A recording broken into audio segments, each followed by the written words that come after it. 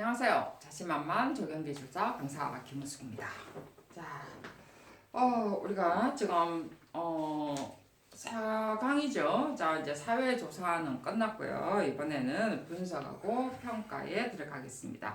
자, 이제 사회조사는 그런대로 조금 쉬웠는데 여러분이 이제 좀 힘들어하는 부분이 이제 분석하고 평가하는 방법이죠.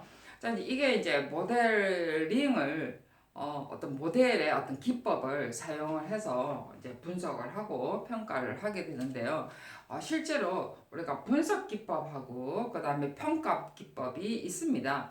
근데 이제 조금 애매모호하게 사용을 하죠. 분석을 해서 우리가 그것을 평가로 바로 가는 경우가 많이 있거든요. 물론 이제 평가하는 기법은 또 따로 쓰기도 하긴 해요. 그랬는데 주로 이제 분석을 하고 데이터 분석을 앞에 조사한 것을 가지고 앞에 이야기했죠. 문헌 조사를 했든 앙케이트 조사를 했든 시장 조사를 했든 이런 조사를 가지고 그 다음에 이제 분석을 하게 되죠. 그죠? 자, 그래서 이제 오늘 이제 우리가 분석과 평가 이런 내용 들어가기 전에 잠깐 이제 이런 내용들을 이해하기 위해서 잠깐 이제 설명을 해보면은요. 항상 이야기지만 우리가 지금 계획을 하기 위해서 실제로 우리가 조사를 하고 분석하고 계획의 어떤 그 전 단계죠. 그죠? 그런 단계이기 때문에 우리가 이제 이 이론을 조금 이제 뒤에 나오는 어떤 모형, 그러니까 모델이라고 그러죠. 그죠? 우리가 그 뭐 집을 지을 때도 어떤 기본적인 베이직 모델이 있는 것처럼 같은 그런 내용이라고 생각을 하시면 됩니다. 뭐 모델이라니까 여러분들이 무슨 특별한 게 있는 거 생각하는데 우리가 뭐 몇 평형 몇 평형 이래가지고 그 기본 뭐 인면도 평면도 만들어진 것처럼 딱딱 그 끼워서 맞춰져 있는 거죠. 그죠? 자, 그래서 그는 약간 공식 기법이라고 생각을 해도 저는 과언이 아니라고 생각을 합니다. 앞에 집을 지을 때도 뭐 9평형, 그 다음에 어떤 뭐 12평형, 18평형, 20평형 있고, 거기에 또 따라서 어떤 재료나 어떤 창에 따라서 어떤 모델이나 마루가 있는지, 현관에 피로티가 있는지에 따라서 모델의 어떤 기법이 잠깐 바뀌는 것처럼 이런 분석 기법도 실제로 어떤 내용을 가지고 어떤 목적을 가지고 어떤 조사 기법을 가지고 사용했느냐에 따라서 우리가 모델의 어떤 적용을 하는 것이 조금 다를 뿐이에요. 그래서 우리가 조사하는 어떤 조사를 했으면, 그죠? 자, 조사는 우리가 문헌 조사를 하든, 그 다음 현장 조사. 자, 현장 조사라는 것이 말 그대로 앙케이트 조사라든지, 우리가 설문조사라고 그러죠. 그죠? 설문조사를 하든지, 그 다음에 또 설문조사뿐만 아니라 현장에 가서 직접 조사하는 방법도 있죠. 진짜 현장 조사라는 어떤 조사를 하고 난 다음에 실제로 이런 자료를 가지고 이제 분석을 하게 되는 거죠. 자, 이제 분석을 하는데 실제 이런 분석을 어떤 경험치를 가진 사람들이 우리가 분석을 할 것이냐, 이런 조사를 가지고 분석을 할 것이냐, 그 다음에 어떤 이런 뿐만 아니라 이런 여러 가지 현장 조사를 하면서 태도 관찰을 하는 방법으로 쓸 것이냐.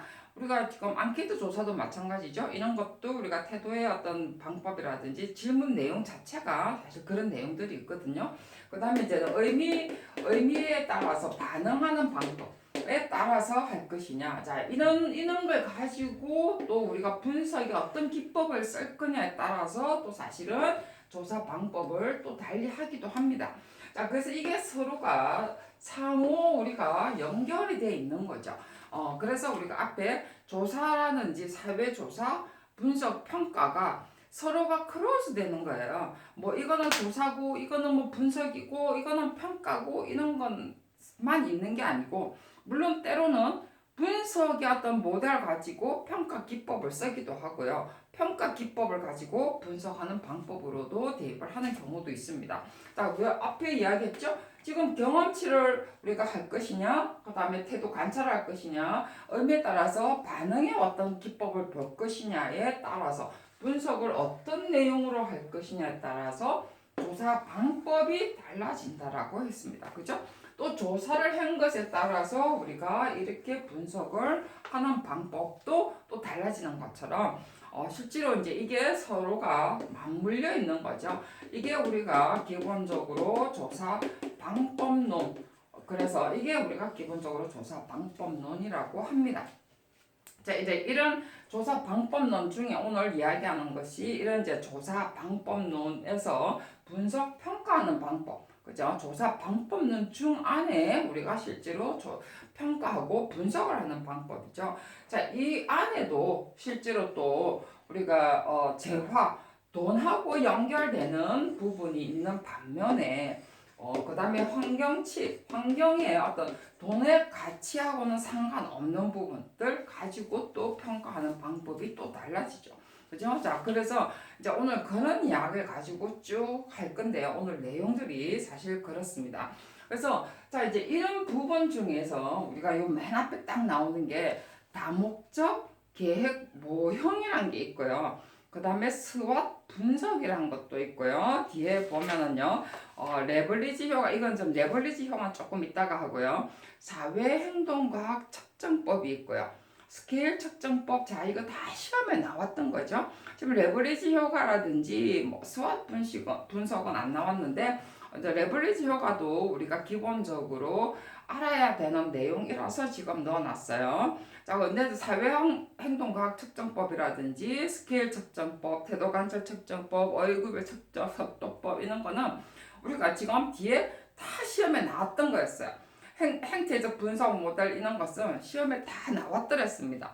근데 이제 이렇게 시험에 나오니까 여러분들이 막 헷갈리는 거예요. 그죠? 자, 그래서 오늘 이제 그런 이야기를 하려고요. 지금 뒤에도 보면 델파이 분석, 그 다음에 AHP 방식, 의사결정 방법이죠. 그죠? AHP 방식, 환경가치 추정 방법 중에서도 여행 비용 접근 조건부 가치, 컨서인트 분석 뭐 이래가지고 막 나옵니다. 자, 각각의 막 내용들이 나오는데, 자, 그래 해도 그게 어디서 나오느냐 하면요. 다 분석하고 평가하는 방법이야. 자, 분석하고 평가하는 방법은 뭐라고요? 다 조사 방법론 안에 들어갑니다. 그죠? 자, 이걸 하나 가지고 여러분들이 유출을 하면서 답을 쓰셔야 돼요. 이 많은 문제 중에 지금 분석평가 안에 내용들이 이런 많은 내용이 있습니다. 이런 많은 내용 중에 어떤 문제가 나올지 몰라요. 그리고 영어로 나올 수도 있고요. 논술형으로 나올 수도 있어요. 우리가 델파이라든지 AHP 같은 경우는 실제로 우리가 논술로 나왔죠. 그죠? 자, 그러기 때문에 그것도 그냥 그렇게 물은 게 아니고 노구수에 나오면서 물었죠. 그죠? 그러기 때문에 사실 이런 분석 방법이 어디서 나오냐면 전부 다 조사 방법론에서 나온다라고 생각을 하고 우리가 답을 풀면은 좀 더 접근하기가 쉽다는 거예요. 근데 이게 무슨 어디서 나오는지도 모르고 이렇게 한다면 여러분들이 노고수까지는 알겠는데 이게 도대체 뭐야? 이렇게 나오면은 여러분들이 답이 진짜 막 흔들리기 시작하는 거야.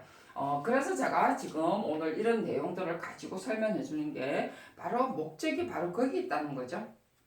자, 이게 우리가 말 그대로 다목적 그 계획 모형은요, 여러분들이 이거는 뭐 시험에 잘 안 나왔던 부분인데 실제 이건 인터넷에서 제가 이 뒤에 모형을 설명하기 위해서 제가 찾은 겁니다.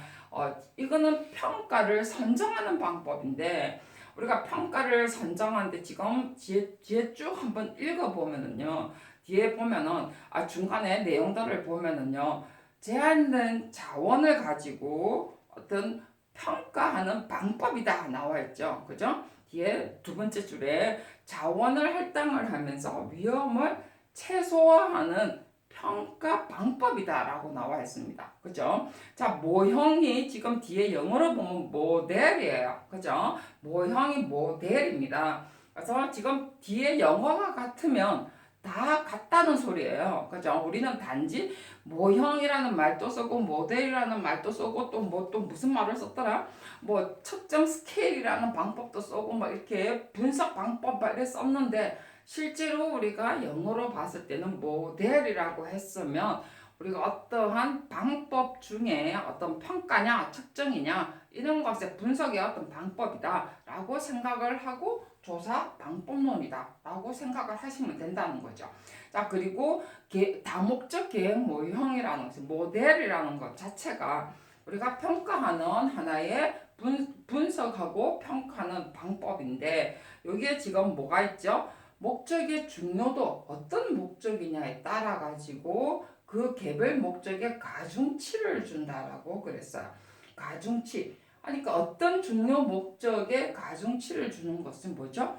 우리가 스케일도법이죠. 그죠? 스케일법이라고 합니다. 가중치를 줘서 우리가 평점 가중치라는 말이 뒤에 나와 있어요. 뒤에 어떤 기법에 보면. 그래서 이걸 자꾸 봐야 돼요, 여러분들이. 그래서 개별 목적에 가중치를 부여한다라고 그랬습니다. 그렇게 하면서 정량적으로 취급하는, 정말해서 모델 기법은 전부 다 정량 기법이라는 거죠. 평가 기법에서 우리가 모델이라는 단어가 붙는 것은 주로 정량 기법입니다. 정량적 기법. 자, 조사하는 기법은요, 주로 정성적인 것을 쓰고요. 앙키트는 전부 다 정성이죠. 그죠? 정성적인 자료를 가지고 분석하고 평가하는 데는 주로 정량적인 방법을 씁니다. 그래서 정성적인 것이 끝까지 갈 수는 없어요. 물론 이제 정성적인 것이 끝까지 갈 때는 조경에는 때로는 우리가 정성적으로 끝까지 갈 때도 있습니다. 근데 주로 정성적인 조사를 사용을 기본으로 해서 분석하고 평가할 때는 정량적인 방법으로 간다는 거죠. 그래서 이걸 따로따로 막 떼놓고 공부를 하시면 안 돼요. 그래서 정량적인 기법을 쓰는데 그런 것에 최적의 대안을 선정하는 기법이라는 거죠. 자, 그래서 우리가 모델링이라는 모델 기법을 쓴다는 것은 분석을 하는 데 있어 가지고 우리가 정량적으로 대안을 선정하기 위한 하나의 기법이다. 분석 기법이다. 자, 분석뿐만 아니라 분석을 해서 우리가 평가를 하는 것까지 되는 거죠. 분석을 하고 평가하는 기법입니다. 실제로.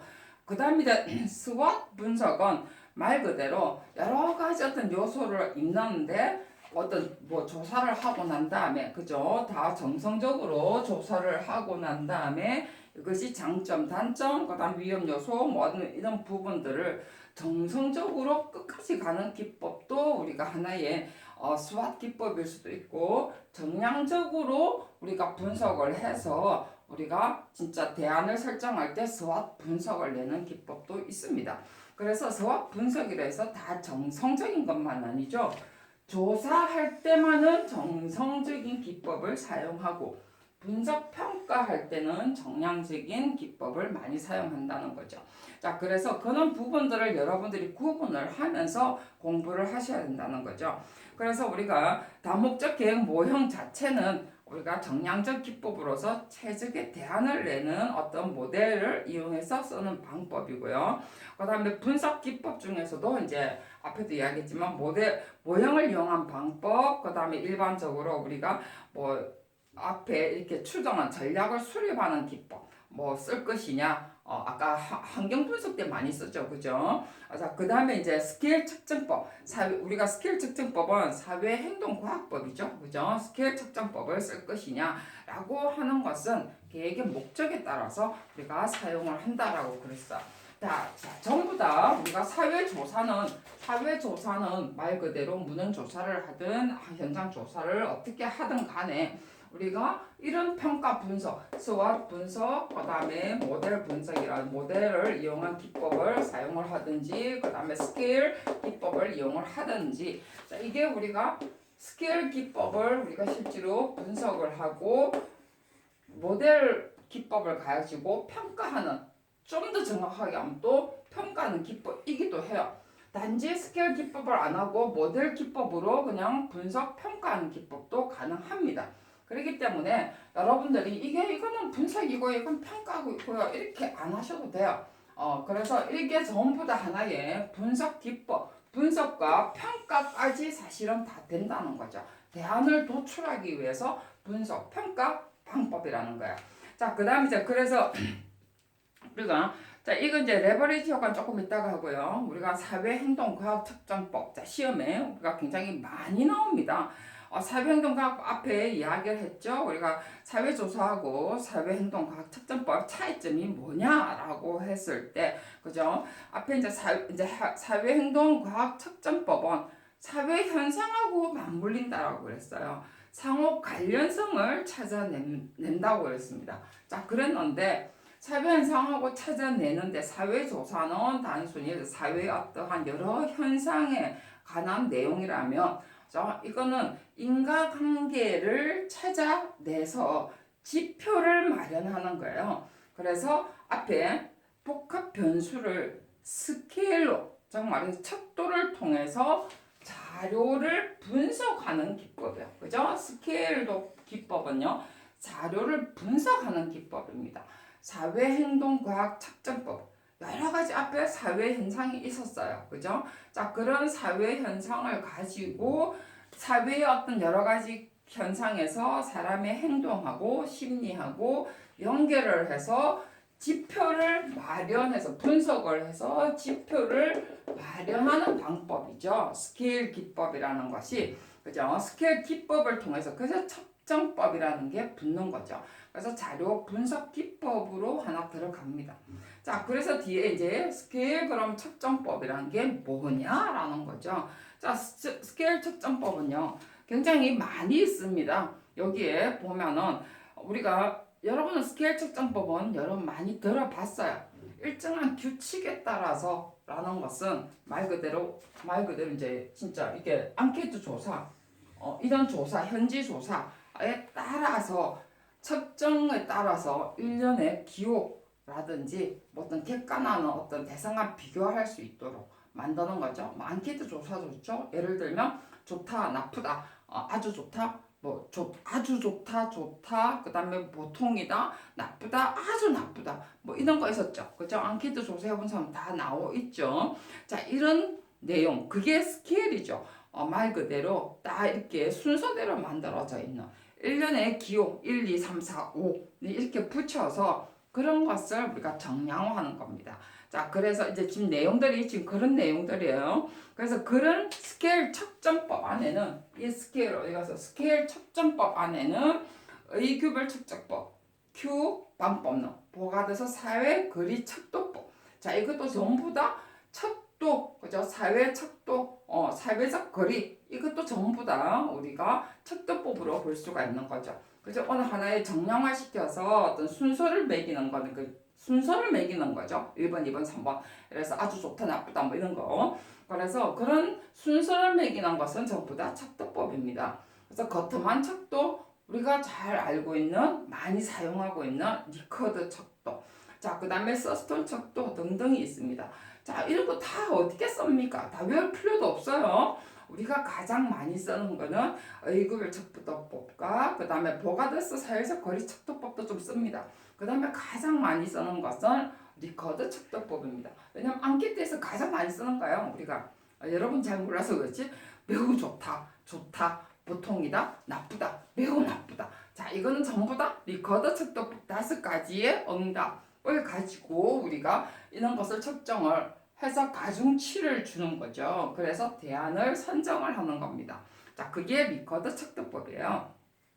자, 그 다음에 우리가 말하는 태도 관찰 척도법이 있습니다. 다 척도법입니다. 자, 척도법은 자료 분석을 하는데 지표를 마련을 해서 대안을 분석하는 정량적인 분석 기법이라고 했습니다. 그죠? 전부 다 뒤에 뭘 한다고요? 자료 분석 기법인데 정량적 기법이라고 했어요.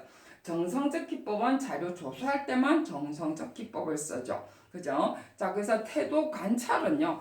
자, 스케일 측정법을 가지고 합니다. 근데 특징이 뭐냐면요. 응답자의 태도를 관찰하는 방법입니다. 즉 말해서 척도법을 쓰긴 쓰는데 응답자의 태도, 그 응답지에 어떤 태도로 그 답을 쓰느냐가 숨겨져 있다는 거죠.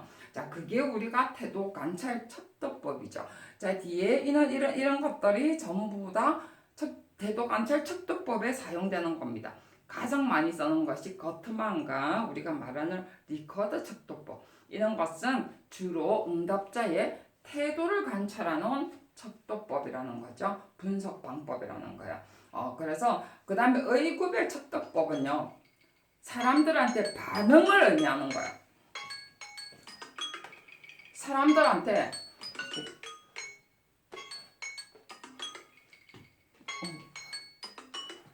사람들한테 여기까지만 하고 이제 끝낼게요. 우리가 태도 관찰 척도법은 태도를 관찰하는 거고요. 응답지 안에 그게 우리가 아까도 이야기했지만 리커더 척도법하고 그 다음에 거트만 척도법이 그 내용에 1, 2, 3, 4, 5 다섯 개 문항이 있죠. 그죠?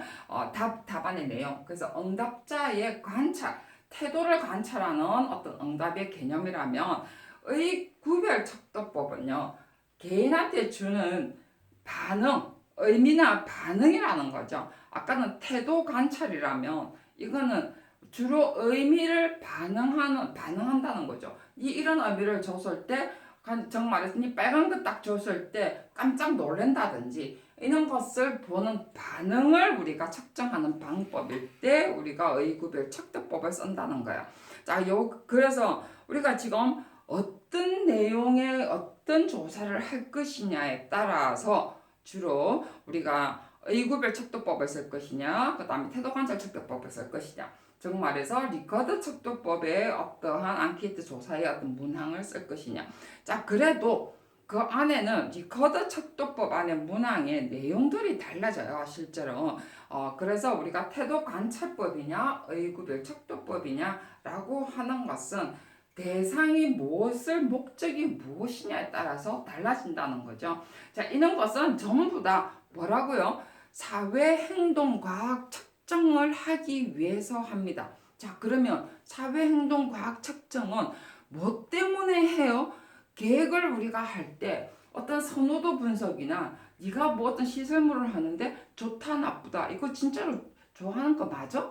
아니면 이거 그냥 하는 소린가? 라고 할 때 주로 선호도라든지 이런 반응을 볼 때 아니면 우리가 태도 그 사람한테 볼 때 태도 뭐 이런 시설의 선정 이런 걸 할 때 주로 우리가 태도 관찰을 할 것이냐 그 다음에 의구별 아까처럼 의미의 반응을 측정할 것이냐에 따라서 목적별로 해준다는 거죠. 자, 공원의 계획을 하는 것도 마찬가지죠. 그 다음에 앞에 제가 공항도 마찬가지고요. 공항뿐만이 아니라 공원 할 때 완전히 다르죠. 그죠? 공항은 어떤 사회에 아니면 하수처리장은 우리가 굉장히 사람들이 우리가 싫어하는 시설입니다. 님비라는 시설이죠. 그런데 우리가 공원 같은 경우는 뭐 싫어할 수도 있고 뭐 좋아할 수도 있는데 어찌 보면은 어떤 반응을 보는 것에 측정하는 개별의 의미도 줄 수도 있지만 태도 관찰도 줄 수도 있지만